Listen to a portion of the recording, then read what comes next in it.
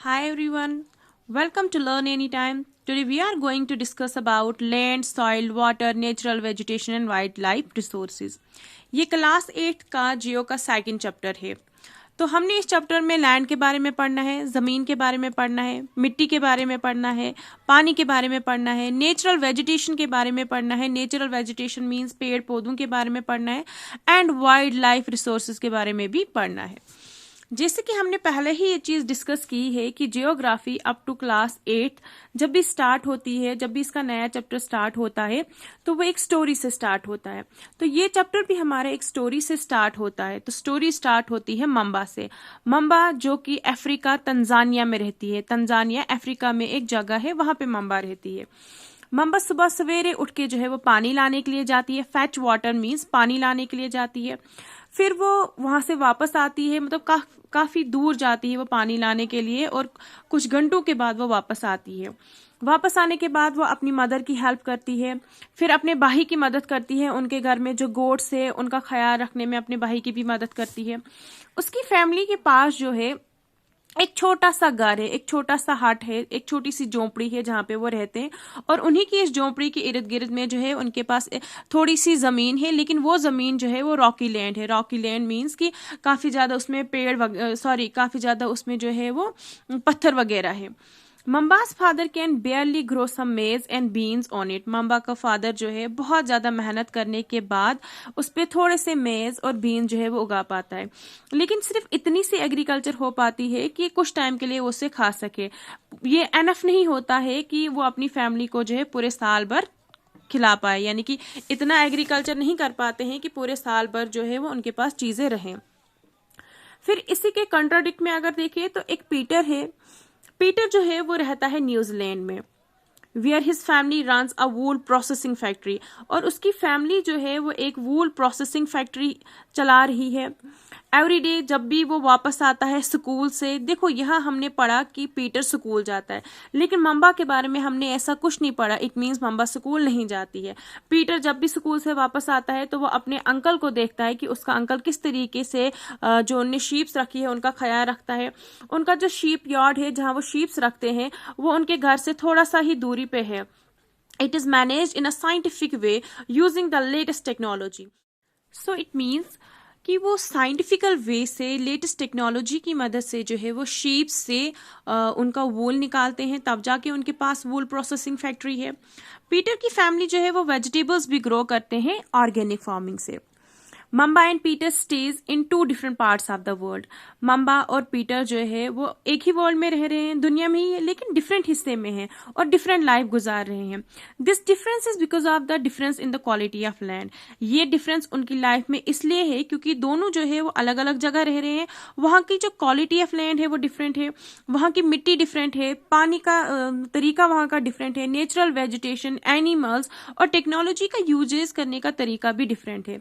The availability of such resources is the main reason places differ from each other। ये हमने chapter first में भी पढ़ा है कि जो चीजें हैं, वो जो रिसोर्सेज है वो हर एक जगह इक्वल नहीं है। डिस्ट्रीब्यूशन ऑफ रिसोर्सेज जो है वो डिफरेंट होता है। डिस्ट्रीब्यूशन ऑफ रिसोर्सेज जो है वो सेम नहीं होता है, जिसकी वजह से हर एक जगह जो है वो सिमिलर नहीं है, डिफरेंट होती है। तो मम्बा एंड पीटर का अगर हम देखें तो मम्बा एक ऐसी जगह में रह रही है जहां पे उनके पास एक प्लेन लैंड नहीं है, लेकिन पीटर वहां पे रह रहा है जहां प्लेन लैंड है। मम्बा की फैमिली बहुत मेहनत करके जो है वो एग्रीकल्चर करते हैं, मैज एंड बीन्स उगाते हैं, लेकिन वो खाना उनको पूरे साल भर नहीं बचता है। वहीं पीटर की फैमिली बहुत अच्छी वेजिटेबल ग्रो करती है। मम्बा स्कूल नहीं जाती, पीटर स्कूल भी जाता है। तो ये उनकी लाइफ का जो लाइफ स्टाइल डिफरेंट है वो इस वजह से डिफरेंट है क्योंकि दोनों जहाँ पे रह रहे हैं वहाँ की लैंड की क्वालिटी डिफरेंट है, वहाँ मिट्टी डिफरेंट है, वहाँ पे पानी नहीं है, पानी डिफरेंट है। जैसे हमने पढ़ा कि मम्बा जहाँ रह रही है वहां उनके पास पानी नहीं है, उसे बहुत दूर एरिया जाना पड़ता है, वहां से वो पानी लाती है। लेकिन पीटर की फैमिली के बारे में हमने ऐसा नहीं पढ़ा। अगर उनके पास वूल प्रोसेसिंग फैक्ट्री है, इट मीन्स कि उनको वहां पे जो है ये रिसोर्स डेट इज वाटर वहां पे इजिली अवेलेबल होगा। Land land is among the most important natural resource. जितने भी हमारे पास नेचर रिसोर्सेज है उनमें सबसे इम्पॉर्टेंट हमारे पास लैंड है। लैंड के अलावा वाटर भी बहुत इम्पॉर्टेंट नेचुरल रिसोर्स है। It covers only about 30% of the total area of Earth's surface। जो हमारे अर्थ का सरफेस है, हमारी अर्थ के सरफेस में से सिर्फ 30% जो है इसके ऊपर लैंड है। मतलब 30% ही एक एरिया है जिसके ऊपर हम रह रहे हैं, घर है, हॉस्पिटल्स है, फैक्ट्रीज है, बाकी जितनी भी जगहें हैं इसमें पानी है। लेकिन ये जो हमारे पास 30% मौजूद है, क्या इस 30% को हम होली यूज कर पाते हैं? नहीं। इस 30% में हमारे पास कुछ ऐसा भी एरिया है जो हैबिटेबल नहीं है, जहाँ पे लोग रह नहीं सकते हैं, जैसे फॉरेस्ट वगैरह है, फॉरेस्ट में लोग नहीं रह सकते हैं। The uneven distribution of population in different part of the world is mainly due to varied characteristics of land and climate. जो अनइवन डिस्ट्रीब्यूशन है पॉपुलेशन का, लोग कहाँ पे ज़्यादा है, लोग कहाँ पे कम है, ये डिपेंड करता है वहाँ की टोपोग्राफी पे, ये डिपेंड करता है वहाँ का क्लाइमेट कैसा है, वहाँ का लैंड कैसा है, वहाँ पे पानी कितना अवेलेबल है। अगर हम ऐसी जगह पे रह रहे हैं जहाँ पे हमारे पास पानी भी इजीली अवेलेबल हो रहा है, एलुवियल सॉइल है, हम एग्रीकल्चर भी बहुत सही तरीके से करेंगे, तो डेफिनेटली वो वाला एरिया जो है वो डेंसली पॉपुलेटेड होगा। द रगड टोपोग्राफी, देखो वो जगह जो रगड टोपोग्राफी है मीन्स खुरदरी, यानी कि माउंटेनस एरियाज जहाँ पे हमारे पास पानी बिल्कुल ही कम हो, पानी हमें वहाँ पे मिले ही नहीं, या फिर वहाँ पे जो है वो डेजर्ट एरिया हो, रेगिस्तान ही रेगिस्तान हो, बहुत ज़्यादा घने फॉरेस्ट हो, तो वहाँ पे लोग रहना पसंद नहीं करेंगे। वो जगह या तो वहाँ पे कोई रहेगा ही नहीं, या फिर वहाँ पे स्पैर्सली पॉपुलेशन होगी, यानी कि बहुत कम पॉपुलेशन होगी। लेकिन कंपैरिजन में अगर हम देखें प्लेन एरियाज, तो प्लेन एरियाज में हमारे पास जो है वो काफ़ी ज़्यादा सही पॉपुलेशन होती है। प्लेन एरियाज डेंसली पॉपुलेटेड होते हैं क्योंकि वहाँ पे हमारे पास एग्रीकल्चर करने के लिए लैंड भी सूटेबल होती है, पानी भी इजीली अवेलेबल होता है, इसीलिए प्लेन एरियाज और रिवर वैलीज जो है वो डेंसली पॉपुलेटेड होती है। डू यू नो, क्या आप जानते हैं 90% of the world's population occupies only 30% of the land area. जो हमारे पास 30% है, 30% लैंड एरिया है, इसी लैंड एरिया पे 90% पॉपुलेशन जो है वो रहती है, और जो रिमेनिंग हमारे पास 70% है, या तो ये वो जगह हैं जहाँ पे कोई रहता ही नहीं है, या फिर यहाँ पे पॉपुलेशन काफ़ी कम है। और इस 70% एरिया में हमारे पास वाटर है, लेकिन ये पूरा वाटर जो है वो पोर्टेबल नहीं है, यानी कि इस पूरे पानी को हम जो है 70% वाटर को हम यूज़ नहीं कर पाते हैं पीने के पर्पज़ के लिए। Land use, land use means कि हम जमीन को किस तरीके से इस्तेमाल कर रहे हैं। Land is use for different purposes. Land का इस्तेमाल बहुत सारे डिफरेंट हिसाब से किया जाता है। इसी जमीन के ऊपर एग्रीकल्चर की जाती है, इसी के ऊपर फॉरेस्ट्री की जाती है, जंगलात इसी के ऊपर है, माइनिंग की जाती है, या फिर इसी के ऊपर बिल्डिंग्स बनाई जाती है, घर बनाए जाते हैं, रोड्स बनाए जाते हैं, इंडस्ट्रीज बनाई जाती है। This is commonly termed as land use. तो हम लैंड को जो है वो किस किस हिसाब से इस्तेमाल कर रहे हैं? We use land for agriculture, हम एग्रीकल्चर कर रहे हैं जमीन के ऊपर, इसी जमीन के ऊपर जो है वो फॉरेस्ट्री कर रहे हैं, जंगलात बना दिए हैं, बहुत बड़े एरिया में जंगल लगा दिए हैं, इसी लैंड के ऊपर जो है वो माइनिंग की जाती है मिनरल्स को एक्सट्रैक्ट करने के लिए, और इसी लैंड के ऊपर घर वगैरह बनाए जाते हैं। Can you list out the different ways in which Mambas and Peters family use their land? क्या आप यहाँ पे कुछ डिफरेंट तरीके बोल सकते हैं जिससे मम्बा और पीटर की फैमिली जो है पता लगे कैसे ज़मीन का यूज़ कर रहे थे? हाँ, मम्बा की फैमिली जो है वो इस ज़मीन के ऊपर एग्रीकल्चर कर रहे थे, और वो सिर्फ उसके ऊपर जो है वो मैज एंड बीन्स उगा रहे थे। लेकिन पीटर की फैमिली इस ज़मीन को कैसे यूज़ कर रहे थे? उन्होंने फैक्ट्री, वूल प्रोसेसिंग फैक्ट्री खोली हुई थी, शीप्स रखे हुए थे, उन्होंने डिफरेंट तरीके से जो है वो लैंड का यूज़ करना दिखाया था। The use of land is determined by physical factor. हम ज़मीन को किस तरीके से इस्तेमाल करें डिपेंड करता है वहाँ की टोपोग्राफी पे। अगर हम सपोज करो कि हम एक ऐसी जगह पे रह रहे हैं जो माउंटेनियस एरिया है, तो क्या हम इस माउंटेनियस एरियाज में स्कूल बनाएंगे? क्या हम यहाँ पे माउंटेनियस एरिया पे इस टोपोग्राफी को यूज करेंगे फॉर स्कूल? नहीं, क्योंकि हमें पता है कि लोग जो है वो प्लेन एरिया से निकलते हुए माउंटेनियस एरिया पे स्कूल पे नहीं आएंगे। तो हम माउंटेन एरियाज पे जो है वो स्कूल की जगह यहाँ पे एक छोटा सा कॉटेज बना सकते हैं, जहाँ पे टूरिस्ट जब भी आएंगे तो वो इस जगह पे रुकेंगे। तो डिपेंड करता है कि वहाँ की टोपोग्राफी, जहाँ पे भी हम कोई चीज़ बनाना चाहते हैं कि टोपोग्राफी वहाँ की कैसी है, तब जाके हम वहाँ पे कोई भी चीज़ बनाते हैं। डिपेंड करता है मिट्टी पे कि वहाँ की मिट्टी कैसी है, क्लाइमेट कैसा है, कौन से मिनरल्स पाए जाते हैं और पानी वहाँ पे कितना अवेलेबल है। Human factors such as population and technology also plays important role in determinant of land use pattern. Even कि हम लैंड को किस हिसाब से यूज करें, हमारा जो लैंड यूज पैटर्न है उसमें ये चीज भी इक्वली इम्पॉर्टेंट है कि वहाँ पे कितनी पॉपुलेशन है, टेक्नोलॉजीज किस तरीके की वहाँ पे यूज की जाती है। अब आप सपोज करो कि एक एरिया है जो बहुत ही ज्यादा स्पैर्सली पॉपुलेटेड है, बहुत कम पॉपुलेशन है वहां पे, और बहुत कम पॉपुलेशन है वहां पे, और वहां पे रास्ता वगैरह नहीं है, पॉपुलेशन कम है, रास्ता वहां पे नहीं है, तो लोग वहां पे मतलब प्रिफर नहीं करेंगे कि इस रास्ते को जो है वो सही तरीके से मतलब बनाया जाए। लेकिन वहीं पे अगर हमारे पास दूसरी साइड एक ऐसी जगह है जहां पे पॉपुलेशन बहुत ज्यादा है और वहां पे भी रोड की प्रॉब्लम है, तो सबसे पहले यहाँ पे जो है वो रोड दिया जाएगा, क्योंकि यहाँ पे पॉपुलेशन ज्यादा है, लोगों को दिक्कत होगी आने जाने में, इसीलिए वहां पे पहले रोड बनेगा। तो यहाँ से हमें पता लगा कि पॉपुलेशन भी इक्वली इंपॉर्टेंट है, पॉपुलेशन की वजह से भी पता लगता है कि जमीन को किस तरीके से यूज किया जाए। Land can also be classified on the basis of ownership. जमीन को क्लासिफाई किया जाता है on the basis of ownership भी, यानी कि ये जमीन जो है वो प्राइवेट किसी की है या कम्युनिटी लैंड है। प्राइवेट लैंड का मतलब होता है हमारी अपनी, ठीक है, जिसके ऊपर हमारा पूरा हक होता है। प्राइवेट लैंड जिसे कोई इंडिविजुअल की हो सकती है या ग्रुप ऑफ पीपुल्स की हो सकती है। कम्युनिटी लैंड का मतलब होता है वो जमीन जो पूरी कम्युनिटी उसको यूज कर सकती है। प्राइवेट लैंड को ओन करता है कोई भी इंडिविजुअल, जबकि कम्युनिटी लैंड को ओन करती है कम्युनिटी।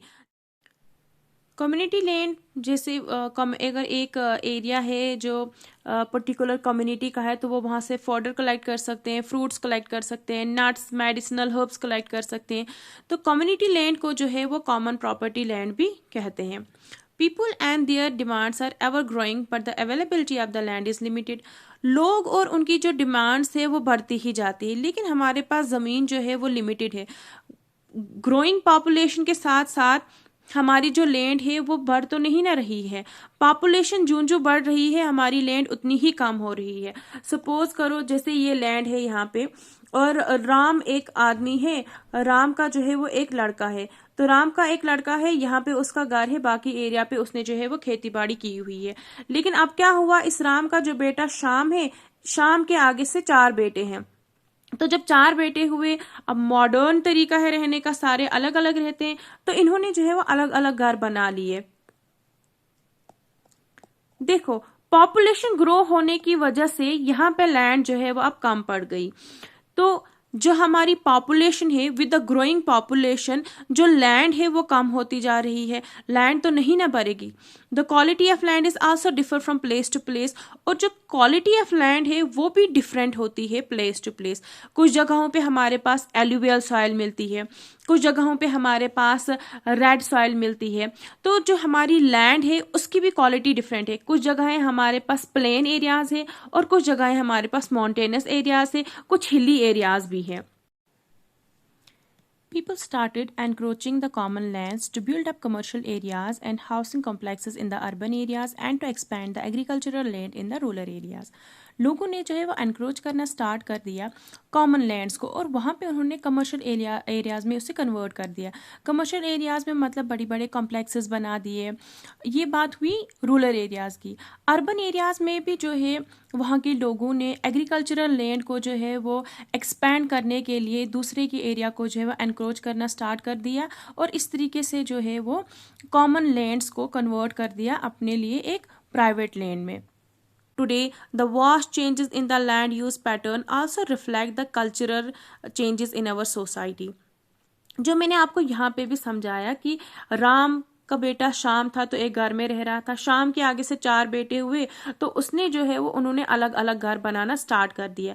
जो हमारा कल्चर चेंज हो रहा है ना, हमारे कल्चर के चेंज होने की वजह से हमारी लैंड यूज मतलब हमारी जमीन का जो पैटर्न है हम उसे कैसे यूज करें वो तरीका भी टोटली चेंज हो जाता है।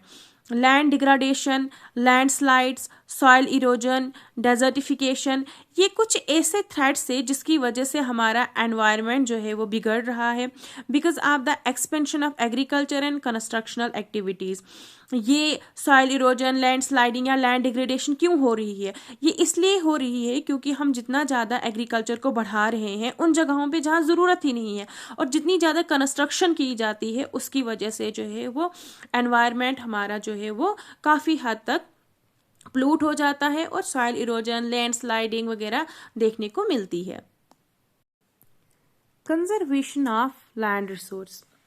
कंजर्वेशन ऑफ लैंड रिसोर्स का मतलब है कि ये जो हमारे पास इंपॉर्टेंट रिसोर्स है लैंड, हम उसे किस तरीके से कंजर्व कर सकते हैं, हम उसे कैसे बचा सकते हैं। Growing population and their ever growing demands. देखो, पॉपुलेशन बढ़ रही है और पॉपुलेशन के बढ़ने के साथ साथ उनकी डिमांड्स भी बढ़ रही है। तो उनकी डिमांड्स के बढ़ने की वजह से led to a large scale destruction of forest cover. जो फॉरेस्ट है उन जगहों पे बहुत हाई लेवल पे डिस्ट्रक्शन हो रही है। जो एरेबल लैंड थी जिसके ऊपर एग्रीकल्चर बहुत सही तरीके से किया जा सकता था, वहां पे भी डिस्ट्रक्शन हो रही है। And has created a fear of losing this natural resource. और एक डर पैदा हो गया है कि अगर लोग इसी तरीके से इस लैंड को डिस्ट्रैक्ट करते रहे, इस लैंड को खराब करते रहे, तो वो दिन दूर नहीं जब हम इस लैंड को जो है वो खो बैठेंगे, इस नेचुरल रिसोर्स को हम खो बैठेंगे। Therefore, at the present rate of degradation of land must be checked। इसीलिए हमने क्या करना है, हमने कंजर्वेशन ऑफ लैंड रिसोर्स करना है, हमने अपनी इस इंपॉर्टेंट रिसोर्स को बचाना है। तो वो किस तरीके से हम बचाएंगे? लैंड को हम बचा सकते हैं अगर हम डिग्रेडेशन चेक करें कि ये जो डिग्रेडेशन है लैंड का या सॉइल इरोजन है ये किस तरीके से हो रहा है, क्यों हो रहा है। हम ज्यादा से ज्यादा जो है वो एफॉरेस्ट्रेशन करें, जितना बने उतने ज्यादा पेड़ पौधे लगाए। लैंड रिक्लेमेशन यानी कि जिन्होंने ज़मीन को हड़प लिया है उनसे वो ज़मीन वापस लेना। Regulated use of chemical pesticide. Chemical pesticide and fertilisers का इस्तेमाल बहुत देखभाल के करना है। Checks on over grazing are some of the common method use to conserve land resources. और ओवर ग्रेजिंग करनी नहीं देनी है, उसको भी वॉच डॉग करना है, उसको भी निगरानी करनी है। ये कुछ कॉमन मेथड्स है जिस तरीके से हम अपनी ज़मीन को जो है वो कंजर्व कर सकते हैं। अगर हमारे पास क्वेश्चन आया कि suggest some of the common methods use to conserve land resources, तो हम लिख सकते हैं इजीली कि एफॉरेस्ट्रेशन या land reclamation, regulated use of chemical pesticide, fertilisers and check of over grazing are some of the common method use to conserve land resource. इसके अलावा भी बहुत सारे तरीके हैं जिससे हम अपनी लैंड को जो है वो बचा सकते हैं।